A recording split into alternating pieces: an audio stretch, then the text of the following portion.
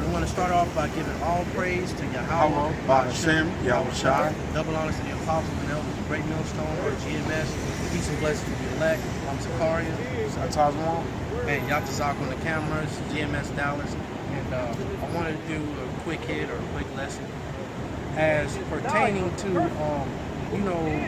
I don't know if I've ever done a quick hit or lesson that's pertaining to like family life.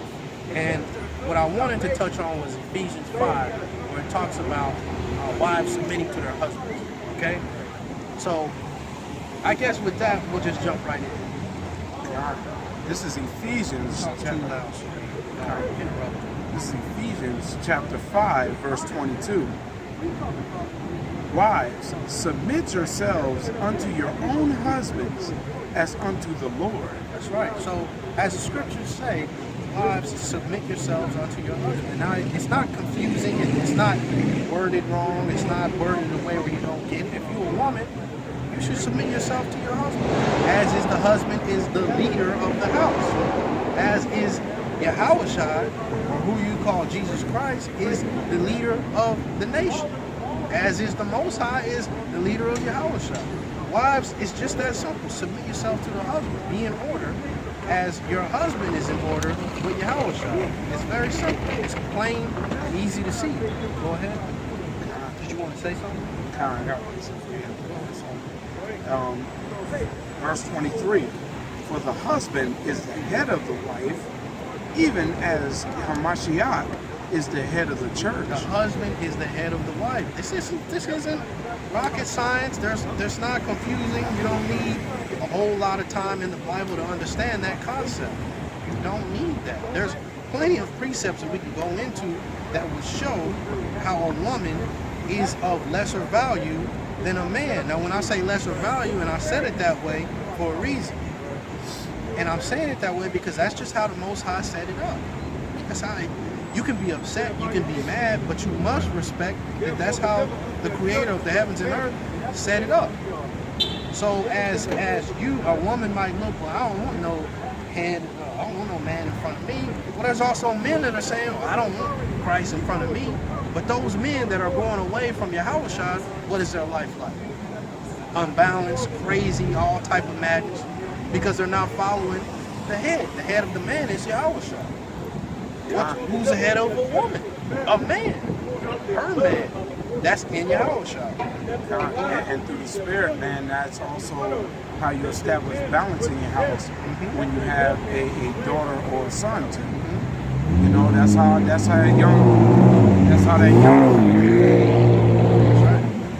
son learns how to become a man when he's of age. That's how a woman, a young girl, a young daughter knows how to establish herself when she becomes a woman. That's right.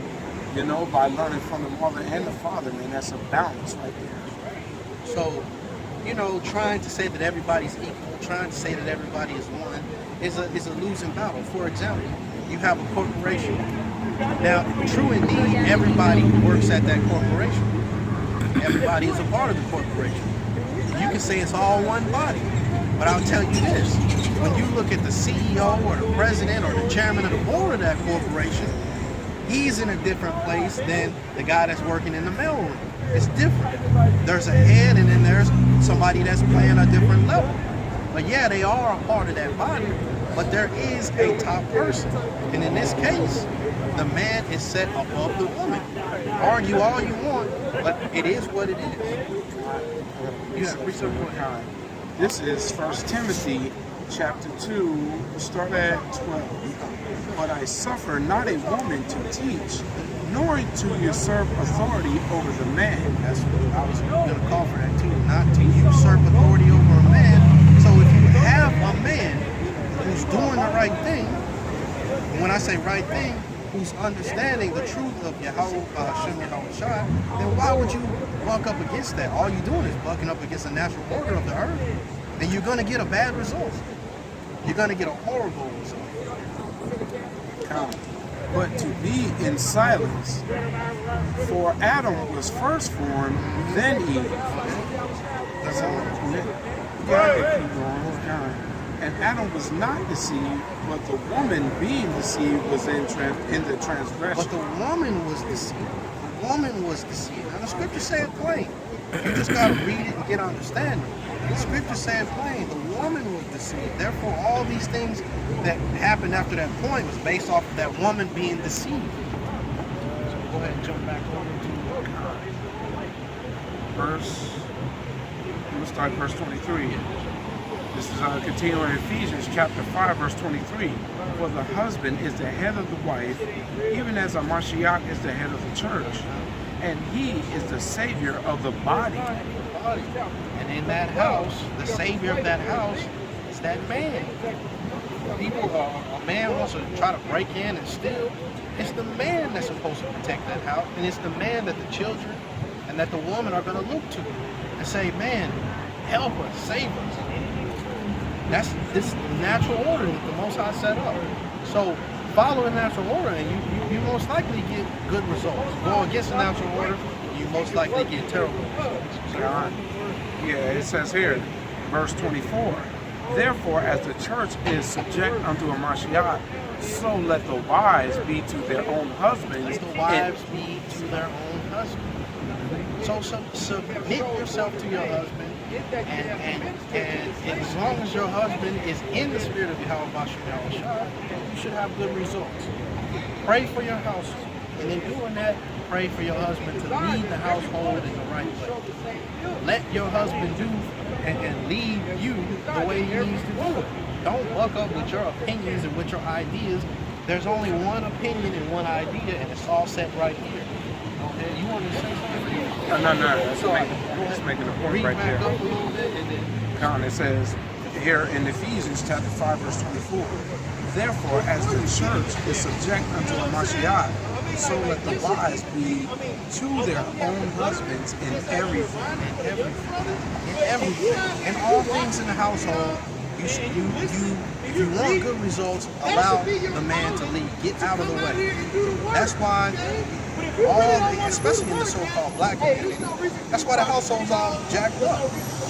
You got women running rampant, women signing up for welfare and all this stuff, and you end up having to kick the man out of the house.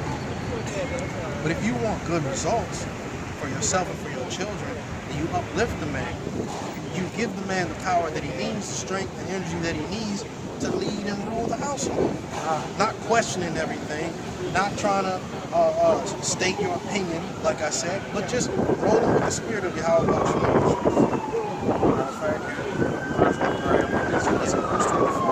Husbands, love your wives, even as a Mashiach also loved the church. That's right. See that balance there? That's that balance going coming right back.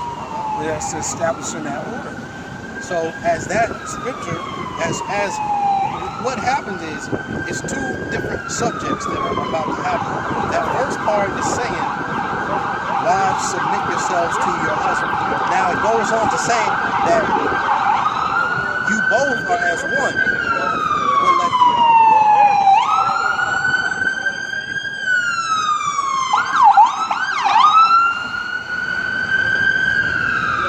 Every single time.